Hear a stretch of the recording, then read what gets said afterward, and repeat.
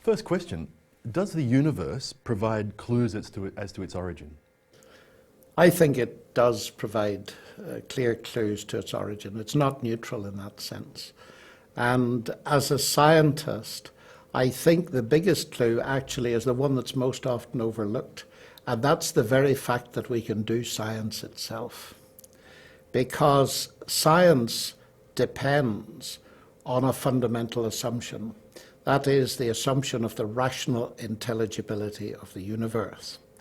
And quite frankly, as a scientist, I do not see atheism giving any grounds for that fundamental assumption behind science. Because after all, what atheism is arguing is that the human brain is the human mind and is therefore the result of a mindless, unguided natural process. So why should I trust anything that such an apparatus produces? Whereas the theistic worldview, the Christian worldview, tells us that the reason the human mind can understand the universe out there is because the same God is author of both. And it's that fundamental faith of scientists, actually, that is justified by the Christian worldview, the biblical worldview, and is not justified by the atheist worldview. That's where I would start in answer to your question. Of course, you can go immediately beyond that. I'm a mathematician, and the fact that the universe is describable, at least in part, in mathematics, is one of the things that drove the rise of science. So I think the universe is very clearly not neutral in this respect. Why does the universe exist at all? Why is there something rather than nothing? Well, there again, that's one of the deepest questions of philosophy. And the answer to that, again, I think that naturalism is bankrupt to tell us. But it's interesting that Alan Sandage, who's widely regarded as the father of modern astronomy, says that the answer to this question must ultimately reside in God. We can't prove it as scientists, but we can give evidence. That's the way science points. That there's a consistent explanation that an intelligent God created it, and that's why it's there. Is it true that the universe shows evidence of fine-tuning? I think it is. I think over the past 50 years, people have begun to see, starting with the work of Fred Hoyle on the resonance of carbon, and so on. And when he discovered it, he said, nothing shook my atheism so much as discovering that resonance. That is, the universe seems very special. And when you go into some of the numbers, I mean, we're aware of it at a simple level. If you had the Earth near to the sun, carbon-based life would be impossible because of heat, and if it were further away, it would be impossible because of the intense cold. If the Earth rotated any faster, there'd be no atmosphere. If it rotated slower, we would be burned to death in the day and frozen at night, and so on. But it's when you get down to the standard model of the universe, the so-called hot Big Bang model, and you're thinking of the fundamental constants of nature, it's that when the numbers become fascinating. Sir Roger Penrose, who works at Oxford, a very distinguished mathematical colleague, he says, and he's not a theist, he says that to have a universe like this, in which there's a second law of thermodynamics, the creator's aim would have to be accurate to 1 part in 10 to the power 10 to the 123. And as Roger Penrose points out, he says that's a number so big that if you wrote a 1 here, then a 0 in every elementary particle in the universe, you couldn't even write the number out in the normal base 10 description. The number is too large. And it's interesting that that has led thinking scientists, like the distinguished Paul Davies, to say the evidence for design is overwhelming. And I concur with them. There seems to be something very special, and it's very special in a certain way that it permits the existence of carbon-based life. Could you tell us a bit about the Anthropic principle? Well, the Anthropic principle, anthropos is Greek for human beings, And the Anthropic principle is an idea that comes in various forms. And it relates to what I've just said, that the universe is somehow tailor-made for man. But it's formulated in many ways, and sometimes people say, well, of course we find ourselves in a universe like this one because it's the only one we could find ourselves in, and that's not very surprising. So they try to argue, as Richard Dawkins does, that the Anthropic principle somehow explains something, but that's standing the thing on its head. It's the fact that it's like that that calls for explanation. There's a famous analogy that philosophers bring to bear on this that's due to a philosopher who wrote a book on the multiverse theory. What he says is this: imagine a firing squad, and if I've got 50 marksmen pointing at me and they fire, the formulation I've just given would say, well, John, you oughtn't to be surprised if you find yourself alive after they all shoot, because after all, that's the only experience you could possibly have. But that's nonsense. I would be very surprised if they all missed. I would want to know if that is actually intentional. And so it seems to me that all these cosmic coincidences are things that cry out for explanation. They're not an explanation. And I'm amazed that Richard Dawkins says, well, there you have it, either God or the Anthropic principle. Well, that's confusing. Evolution, getting down to biology now, is widely regarded as fact. What does the term mean? Well, I'm not a biologist, but I try to understand what they say, and I'm encouraged by the fact they want me to understand what they say. From Darwin to Dawkins, they claim to be writing for the thinking person. And I discover in their writings that evolution covers a wide variety of things. And in ordinary language, we could talk about the evolution of the Australian coastline, or we could talk about the evolution of the boomerang. Now, the two uses of the word are very different, because the causal mechanism with the coastline is pretty random, motion of your wonderful oceans and wind and so on. Whereas the evolution of the boomerang is clever, intelligent people thinking of how they could produce a better shape. So in one sense, it can be a neutral term to describe that something has changed over time without reference to the mechanism. But of course, in biology, it tends to be associated with the mechanism. But we need to be careful, because there's a distinction to be made between the Neo-Darwinian synthesis, as it's now called, which is really talking about the mechanism of natural selection plus mutation, a few other things like genetic drift and so on, and what that can accomplish. And the full Neo-Darwinian synthesis is that that is responsible for all the varieties of life we find. Richard Dawkins goes further in his book, The Blind Watchmaker, and claims it's responsible for the existence of life, but has been frequently pointed out, and he himself, of course, now will make the distinction and allow it, because it's so obvious, that the mechanism of mutation and natural selection cannot account for its own existence. The trouble is, the word evolution is used to cover both the varieties of life springing from life and the origin of life itself. The famous evolutionary biologist Theodosius Dobzhansky said that prebiotic evolution is a contradiction in terms. But the trouble is, the word evolution covers it all, and so people think that the natural selection and mutation can account for the existence of life, but we need to think harder.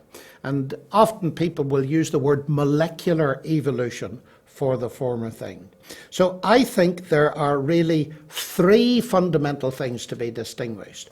There's first, origin of life questions. There's secondly, development of life questions, and there many biologists, though by no means all, separate evolution into two categories. Microevolution, the kind of thing that Darwin brilliantly observed, and about which there doesn't seem to me to be any controversy because we can actually observe it in the laboratory. And then there's the macroevolution, where it's a question of making an inference from the present to the past and arguing that the large steps, single cell to many celled, different kinds of methods of transmission of energy from the outside into the cellular system and so on, that they can be explained by extrapolating the micromechanism. And you find that they divide into two camps. There are those that go with Dawkins, and they're the gradualists. The micromechanism explains everything. And then there are others like Stephen Jay Gould, who are the saltationists, that there were big jumps. Of course, both of them believe that each of these things were achieved by a naturalistic, purely naturalistic means. But it seems to me that the question you ask is very important, because very often in discussion, it's not made clear at the start, what do we mean by evolution? And therefore there's immense confusion, because clearly something happens. My big question as a mathematician is, can the mechanism that Darwin and others have observed bear the weight that's put upon it? What are the criticisms that are levelled at macro and then at molecular evolution? Well, I repeat, I'm not a biologist, and although I'm interested in the macro thing, the origin of life is nearer to my own field because it is almost equivalent, though not quite, to the origin of information itself, and mathematicians are interested in that. But I think the point I'd like to make here is this, that the difference between macro and micro allows you to point up a fundamental distinction within science itself, which is very often blurred. You see, when it comes to changing finch beak length, as for example in the Galapagos Islands observations, that's something we can see. Now, we haven't seen the big transitions. People argue that there's fossil evidence of them, but we haven't actually seen them happen. And when someone like the geneticist, the Harvard geneticist Richard Lewontin, says, you know, evolution is a fact, like the orbiting of the planets round the sun is a fact. And then he goes on to say, non-birds became birds. But just a minute, apart from the very important question as to what a non-bird might be, nobody's ever seen a non-bird become a bird. And he's making a fundamental confusion between two kinds of science. One we could call empirical laboratory science, and the other we could talk about as historical science. That is, inferring something happened in the past. But he's got no mechanism. So to say that the thing that hasn't been observed is in the same category as the observed is to make a very serious fundamental error. It's in a sense a category mistake because they are not the same. And molecular? Criticisms of molecular evolution? Well, the heart of the thing is, I think that the cell, for example, is an information processing machine at least. Now, the moment one says that, many biologists will come in and say, but look, it's much more complicated than that. There's epigenetics, there's the whole question of top-down causation within the cell and all the rest of it. But my point in that would be, adding a level of complexity doesn't remove the lower level. That's why I said very carefully that the cell is an information processor, and biologists use all the time the computer language. You've got a genetic code, a 4-letter alphabet, so you can, in this very long 3.5 billion letter word, which gives you the human genome, you code the information for the proteins, etc. Now, therefore, one of the origin of life questions, not everyone, is equivalent to the origin of that kind of information. And so it boils down to the claim that unguided natural processes can generate information. And this is where the computer scientists and the information scientists prick up their ears. Because junk in, junk out. There is no evidence whatsoever that unguided natural processes produce information at all. Natural processes can transmit it, but they do not produce it. And that is one of my major intellectual difficulties with it.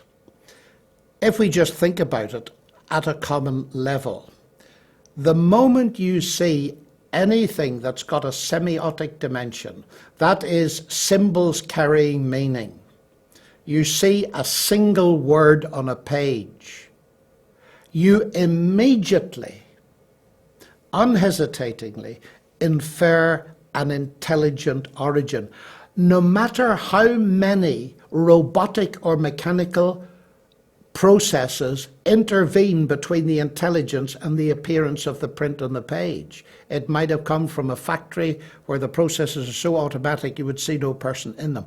But you get behind that in an immediate perception that intelligence is involved. And I find it curious that the same people that make that immediate perception will look at the longest word ever discovered in any language, that is the human DNA code, and infer downwards to chance and the laws of nature. It seems to me there's something fundamentally wrong here. Now notice, I'm treating the DNA here as a kind of black box. I'm not saying there are no physical processes involved in its origin. I'm saying it bears the stamp of intelligence, whatever else it has. And for that reason, I find the amazing because it was written so long ago, statement with which the fourth biography of Jesus in the New Testament begins, in the beginning was the Word. All things were made by him. That is that matter, energy, the universe is derivative from word. That makes perfect scientific sense to me. Whereas in the beginning was mass, energy, or the particles, and somehow by an unguided random process we get DNA, makes no scientific sense whatsoever. You compare the human genome and its spelling to Shakespeare. Can you tell us about the maths of that? Well, a lot of people have done calculations, and of course you can Google them and see how far the monkeys have got. But very simple calculations show that the probability of getting anything language-like of any length is vanishingly small. But the next important thing to say is that most atheists agree with this.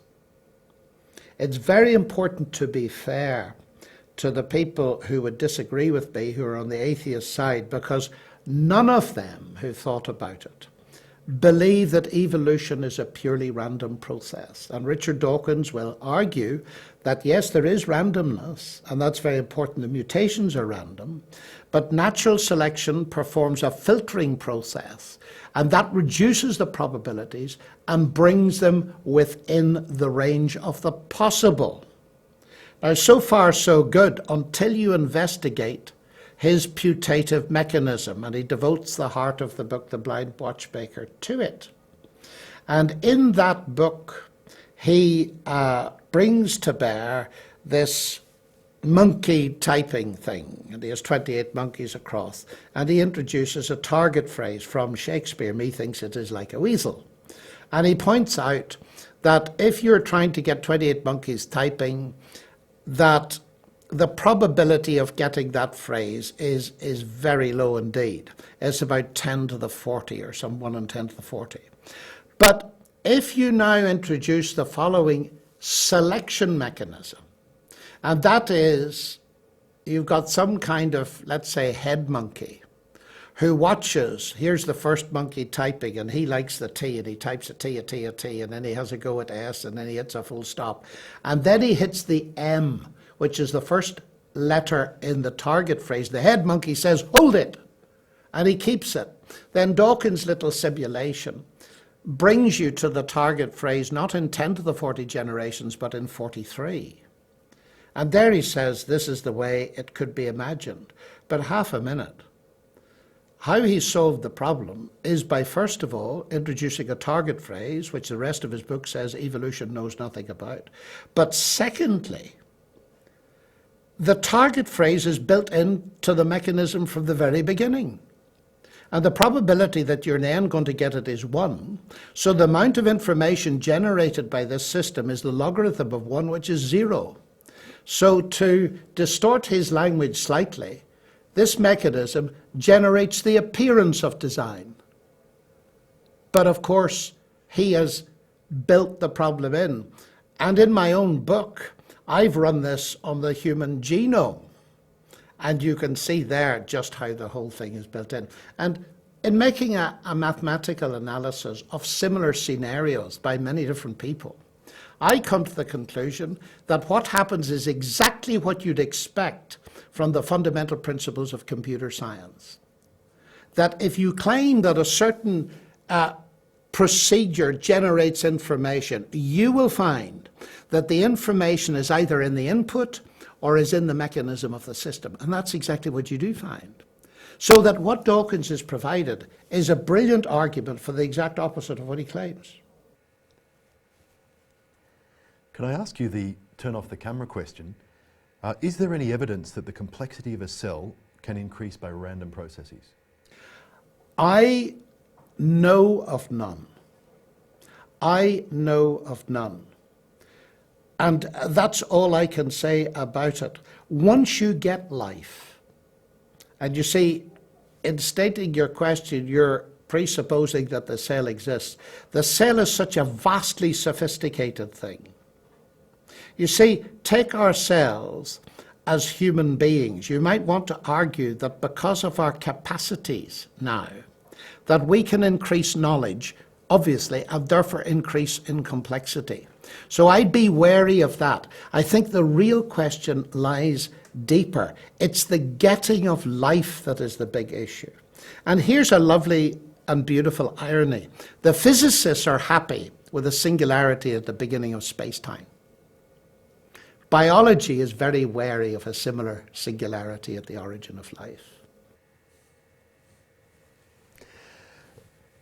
What is the mathematics of that first cell getting going? Well, there again, I think that nobody really believes in randomness because the probability is just too much. I mean, Dawkins says in the same book, The Blind Watchmaker, that you're not going to get it by sheer higgledy-piggledy luck. And then he goes to a scenario. But you see, there's a hidden assumption that the origin of life itself doesn't have a mutating replicator to start with. You're trying to explain the origin of that. So you end up with a shuffling of chemicals and so on. And here Paul Davies is very perceptive. And I find him interesting because his own thinking seems to have evolved on the subject over the years. And he constantly refers to the fact that, look, people used to think that if you took a lot of chemicals and randomly shuffled them, you eventually get life given a few billion years. But he said if you filled the whole universe with a prebiotic soup, you wouldn't get it. Because it has to do with information.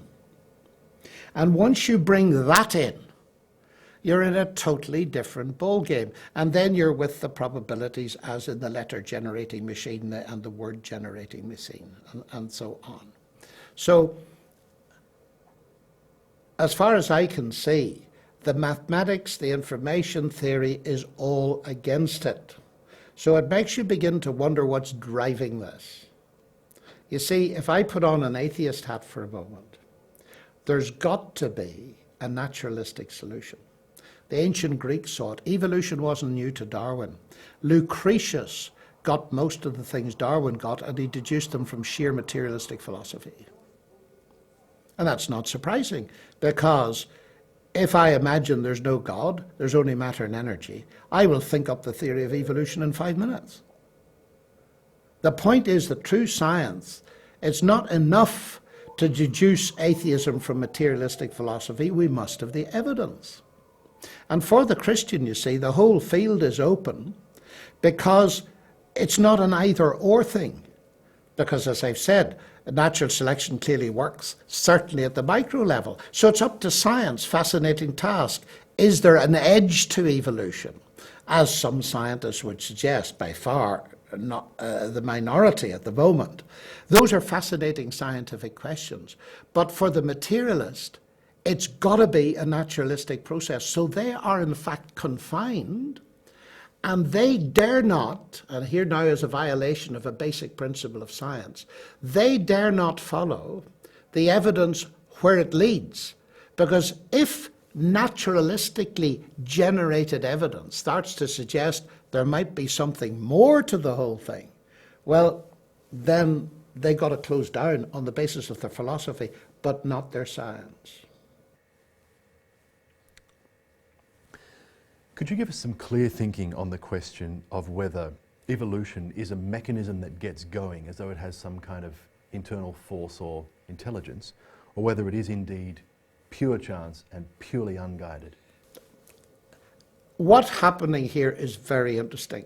You see, so many atheistic scientists think they've got rid of the idea of creation, but actually what happens is they force more and more of the creative power into the processes of nature until you end up with what someone has dubbed the God particles. All the information is front-loaded. Well, of course, God could have done it that way. I would want to ask as a scientist, is the evidence like that? And in what few hints we get from the Bible, and if I might bring that in here, which may surprise some people as a scientist, but you see, the Bible, written thousands of years ago, says very little about the mechanism, and it puts its finger on the central issue of the origin of information. So my ears go up. As one famous scientist said to me, he said, how did the writers of the Bible possibly know that this would be important? You see. So in the Genesis account, which at one level is simple, it's brief, but the thing that is emphasis is, and God said, repeatedly, but not very often. Now, a superficial response to that would be, it's unpacking, in the beginning was the Word, and it's saying there are several, but very few steps where there's an input, an injection of information from outside the system, you see. Now, that makes perfect sense to me. And therefore, I would expect a naturalistic science to do a lot of profound work, but I'd expect some very few areas, like the origin of life, where if you try to unpack them on a purely naturalistic basis, the difficulties increase with time. They don't get lower with time simply because you're on the wrong track. Is your God a God of the gaps? Absolutely not. And I'm glad you asked the question. Because as a scientist, the dreaded gaps are something that we're very aware of. So the first point here, I think, to make is this, that it is not in the bits of nature that we don't understand that I find God. It's in the bits we do understand. And if I go back to the very first question, I look at the universe, the very fact that it's mathematically describable. Those aren't gaps. That's the fact. It lies at the basis of all science. And that, for me, is the overwhelming bit of evidence. To make it more precise, when Isaac Newton discovered his law of gravity, he didn't say, marvelous, now I know how it works, so I don't need God. I've filled the gap. Why did he not say that?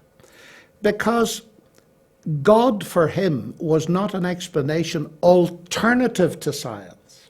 I think Richard Dawkins and many of the new atheists make a very basic and very silly mistake by confusing mechanism with agency. And so as the study of mechanisms increase, They think the need for an agent decreases. That's like saying that because you understand the laws of internal combustion, you don't need to believe in the existence of Henry Ford. It's as silly as that. And so that's the first point to make. And it's a very important part to emphasize, because very often the discussion, particularly by the press, who are always interested in the controversial bits, concentrate on the one area lower down, which I think is actually of secondary importance. They concentrate there and they force in these gaps. But now, I think there's something much more subtle going on here, because I think there are two kinds of gap. The first kind is what I call the bad gaps. That is the gaps that disappear as science advances. But I believe there are gaps that appear as science advances.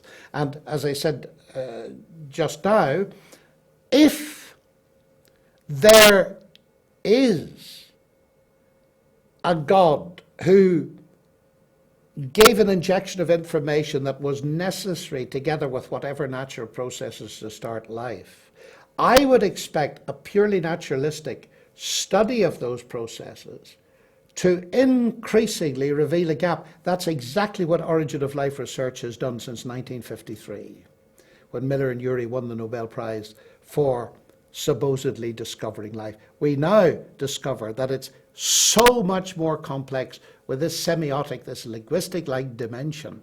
And now it's the very nature of what has been discovered that is pointing towards intelligence. So you see, it's in one sense a gap, in another sense it isn't. It's pointing towards an intelligent origin. The gap is that we cannot tell you what you would have observed had you been standing there. But it's not a gap in the sense that we're making an unjustifiable inference. I can see something that I've never seen before. The Smithsonian Museum has got a room in it where there are all kinds of gadgets. Nobody knows what they're for. But they're self-evidently the products of intelligent input, whatever other mechanisms and processes were used. And that's the point I'm making. That's not an inference from a gap, even though we don't understand what the thing's for or how it was made. It's what we see in the finished product, the text, if you like, at the end, that allows us to infer an intelligence. So I think this subject has been far too trivially treated. And people have just said, oh, God of the gaps, and that's the end of it. I think it's more subtle than that.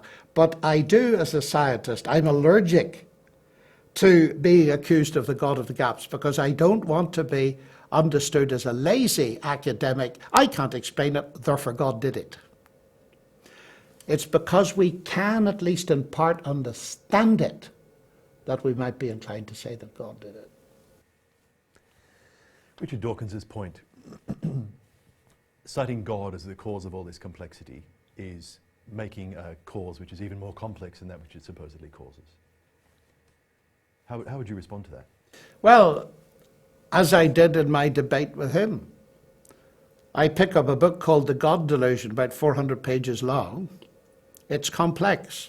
And then I discover its origin is Richard Dawkins, who's very much more complex. But that's no explanation, according to him, because he's more complex than its origin. It's a very silly argument again, because it assumes that ultimate explanation must proceed from the simple to the complex. And that means that you're building into your whole explanatory system the thing that you want to establish. And that's very dangerous. And indeed, science often, the explanations get more complex. For instance, it might sound very simple to explain the falling of an apple by gravity. And the mathematics of that would leave some people behind. But if I say actually it's to do with a warp in space-time, that'll leave practically everybody behind. We believe that explanation, not because it's simple, it isn't actually, but because it fits the case. And you see, simplicity is not the only criterion of truth. Explanatory power is. Quantum mechanics isn't simple. Nobody understands it, according to Nobel Prize-winning Richard Feynman. But people believe it. Why? Because of its explanatory power. So I think this is a foolish kind of argument. Another illustration of it, because it's become so embedded in the popular mind. If you go into a cave in China, and I might see a couple of scratches on the wall, and not knowing anything about calligraphy, I ignore them. And a Chinese archaeologist says, human intelligence. And I say, don't be absurd, that's just 2 scratches on the wall. And you're invoking something as sophisticated as a human intelligence to account for 2 scratches. But that's no explanation, because human intelligence is more complex. And she looks at me very strange, and she said, but look, that's the Chinese symbol for human being. I know it's only 2 scratches. But because it's semiotic, I know there's an intelligence behind it. That's not a science stopper. That might lead her to ask the next question, what kind of an intelligence is it? What can we get to know about the culture and so on? So this idea that an explanation that's more complex, that God by definition is more complex than the thing we're explaining, is very silly, I think. Is there such a thing as evil in a purely materialistic universe? Well, I think you should ask the atheists, but I can tell you what they say. One of the very interesting things about the whole new atheist phenomenon, to my mind, is that they make vehement moral criticisms of the Christian faith and indeed other religions. And so one logically asks, what is the base on which they're standing? If you say something is evil, like faith is an evil, although they don't perceive that scientists are people of faith as well, but letting that pass, faith is an evil, you've got an idea of good and evil. But now the thing becomes very strange when you read the same Richard Dawkins that wrote the first words, writing, the universe is exactly as we should expect to find it. If at bottom there's no good, no evil, DNA just is, and we dance to its music. Well, if the people that flew the planes into the Twin Towers were just dancing to the music of their DNA, there's an end of all morality. And it seems to me there's an inherent, catastrophic self-contradiction that brings their whole edifice down. Now, Dawkins, to be fair, realizes this. And he tries to back out of it by saying we're the only creatures that can rebel against our selfish genes. But that's ludicrous. Because if the selfish genes, as he himself tells us, determine everything, on what, as one philosopher put it, non-material principle can we rebel against them? Dawkins discovers himself to be a moral being. It's one of the facts about the universe. He didn't put it there, it's there. But now they have got to find an explanation of it. And it's the same as their attempts to regard the universe. Having rejected God out there, they have to find an internal explanation, and it explodes in self-contradiction. While some atheists are no doubt happy and moral, must atheism itself give a bleak and amoral view of life? I think it's important what you say first, because nothing that I have said should be taken to imply in the slightest way that atheists cannot behave morally. Sometimes my atheist friends put me to shame. But you see, that's exactly what I would expect as a Christian, because I believe that all human beings, whether they believe in God or not, are made in his image, and they are moral beings, so they're perfectly capable of behavior. So that's not the issue. The issue lies deeper in, is there a rational justification for morality within atheism? And I think there is not. Atheists seem to me to vary, but what I'm getting at the moment from Dawkins, and he admitted it in public in at least two of my debates with him, is that the atheist view is very bleak indeed, obviously. And it's not only bleak in that it means that the universe is eventually extinguished. That's clear from science. If you accept that particular thing, then there seems no evidence against it. It's bleak from the moral point of view, because there is inbuilt a denial of ultimate justice. No matter how well you work for justice in this world, and I'm with Dawkins in trying to do that, the majority of people don't get justice in this world. And if there is no life after death, if death is the end, they're not going to get justice in the rest. So, as Dawkins says in that earlier on, the quotation I gave earlier, there is no justice. There is no ultimate justice for the atheist. So it is hopeless. And indeed, it's very bleak.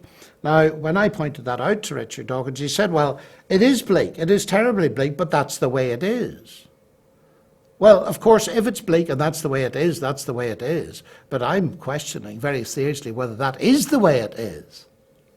And I don't believe for a moment that his analysis is right. The trouble is that what he's trying to do there is, you don't like our explanation because it's bleak, and you want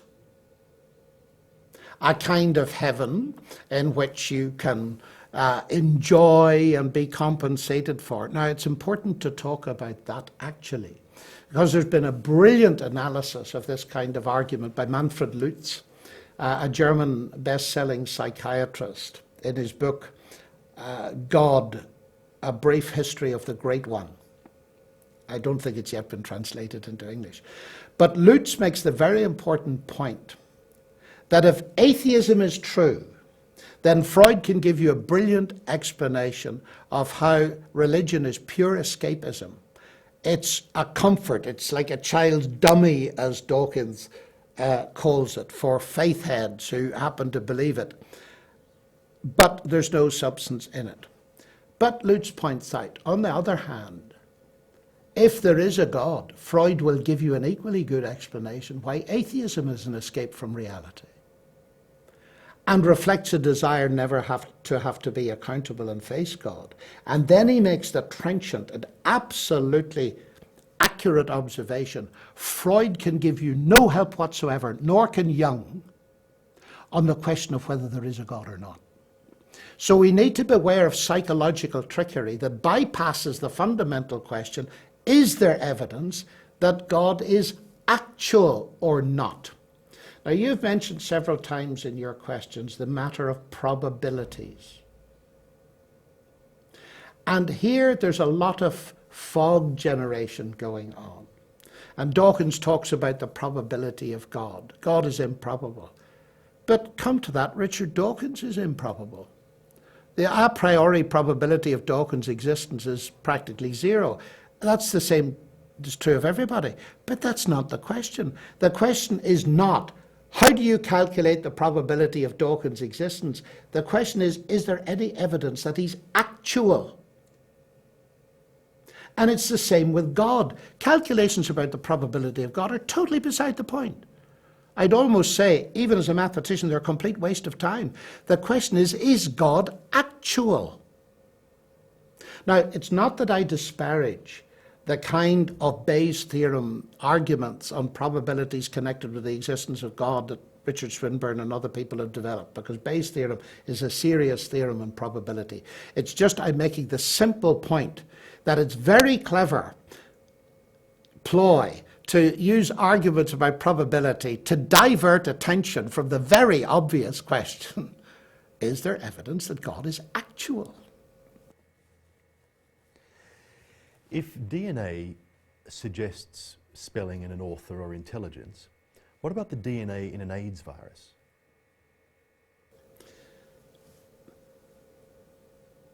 If you look at a weapon of mass destruction, it certainly bears evidence of design, doesn't it? A torture chamber. There are two separate questions, aren't there? There's the question of design and intelligence, but then there is a very much deeper question of the origin of the damage in our world.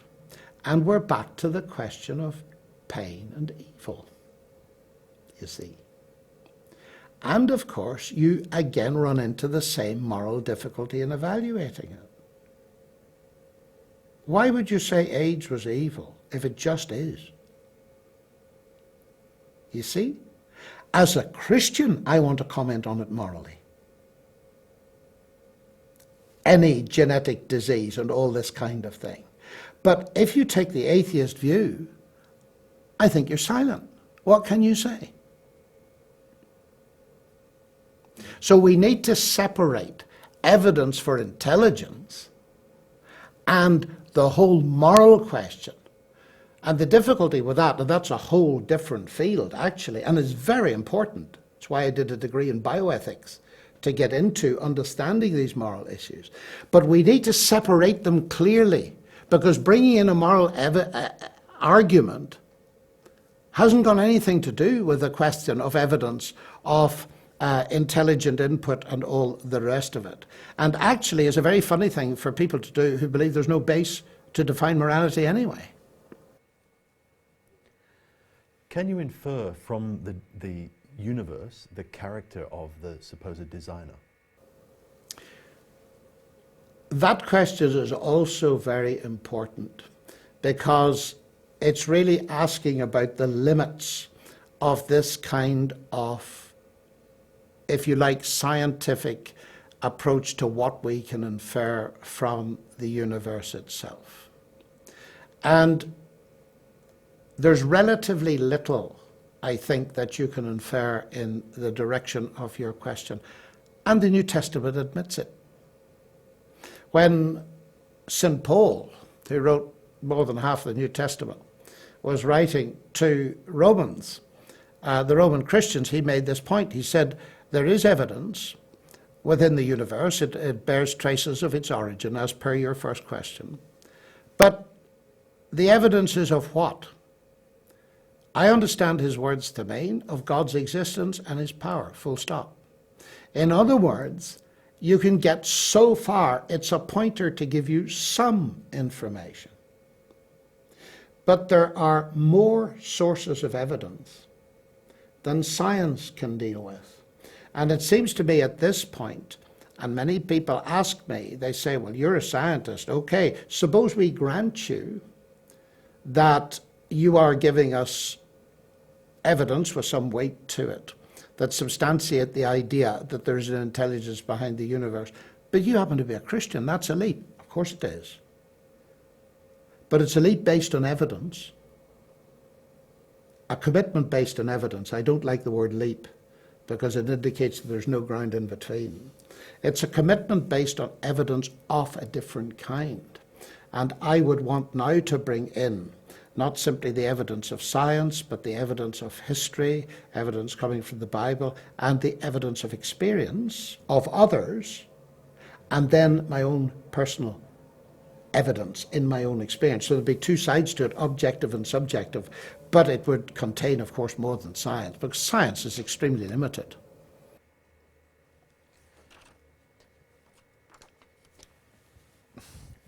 Science is extremely limited. That was actually just took the words out of my mouth. My next question was, can science explain everything? No, of course not.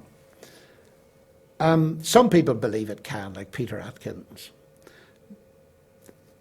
But that's actually very silly. And Dawkins has the sense to see that that's nonsense. And he points out that you have difficulty with ethics. Of course you have. Science can explain to you that if you put poison in your granny's tea, it will give her a very uncomfortable day. In fact, it'll do worse. But science can't tell you whether you ought to do it or not to get your hands on her property. And the pathway from science to ethics is extremely problematical. You see, Bertrand Russell once said, what science cannot tell us, mankind cannot know. That's the ultimate expression of what's called scientism. Although Bertrand Russell himself did not go that far. But he said this, and it's a beautiful formulation of the view we call scientism. What science cannot tell us, mankind cannot know. But you see, his logic departed him there, because that statement is not a statement of science. So if it's true, you cannot know it. So if it's true, it's false. So it implodes. It's logically incoherent. Sir Peter Medawar was far more sensible. Brilliant Nobel Prize-winning scientist. And he said, it's very easy to see that science is limited. It cannot answer the simple questions of a child. What am I here for? What's the purpose of life? What's the meaning of life? Where am I heading? And it's no insult to science to say it is limited. Indeed, its success has largely been due to the fact that it is narrowed its spectrum of questions. Its grid of questions is very fine. And it is very superficial thinking to imagine that science can explain everything, whatever that means. I said to Richard Dawkins, I could put you under the world's best scanner and scan your brainwaves and everything that was emanating out of your head, but I'd never get to know you as a person unless you reveal yourself to me. So the fact that it's limited, I'm very happy to say as a scientist. It doesn't deal with beauty, it doesn't deal with aesthetics, and so on. How impoverished life would be. Indeed, if science dealt with everything, we'd have to shut half of our university departments. We'd save some money. Just a final question. Your study of the natural world has made you look for and cultivate a relationship with the designer. Can I ask you a personal question? What satisfaction or emotional payoffs do you derive from that, and what payoffs do you think people derive from atheism? Well, it's very difficult to answer with the atheists, but for me as a scientist at the intellectual level, there's the kind of thrill, but enhanced, of having a relationship with the person that invented it all. Many a scientist would give their right arm to be acquainted with a Nobel Prize winner, to talk to them about these things. So at that very simple level, the fact that one has a relationship that's real with the God that invented the atom, that's not bad for a start. But it's much bigger than that, because we live in a moral universe. And my relationship with God is not purely a matter of rationality and so on. It deals with the fundamental question of human relationship in a broken world. And I discover, one, that I'm a moral being, and two, that I've broken even my own moral standards. And any religion worthy of the name has got to square that circle. What about the question of human guilt and forgiveness? Is it real or is it not? And so on and so forth. And that is why I'm a Christian, because Christianity actually doesn't compete with anything else, because it offers me something no other religion does. And that is the unique fact that God loves me as an individual, but respects my choice. And he has done something utterly profound that goes beyond all science, that gets to the very heart of this ultimate moral problem of the universe. How can a God who's worthy of the name, who's holy and perfect and true, accept me who's broken his laws and my own? And here's where Christianity, it seems to me, comes into very sharp focus. And so there's a relationship for which one has been created. I firmly believe we're made in the image of God. We're not only thinking beings, we're beings capable of choice and capable of love. And therefore, to me, just as on the lower level, we get satisfaction in our families, in our friends, so on this higher and deeper level.